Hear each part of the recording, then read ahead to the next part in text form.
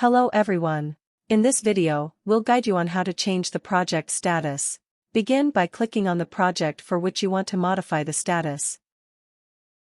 After that, click on the edit icon located near the logo.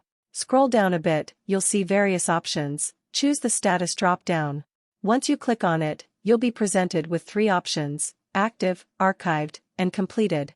Choose the option that reflects the status change you want to make. Update: your project is not visible in the main area. To see where your project has gone, I'll demonstrate that.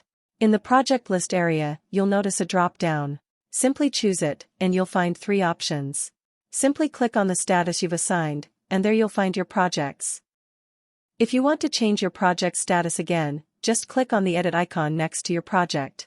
Next, you'll find the same options in the status drop-down to alter your project status. Choose the desired status and update. That's it, you will find your project in the main. Thank you for watching.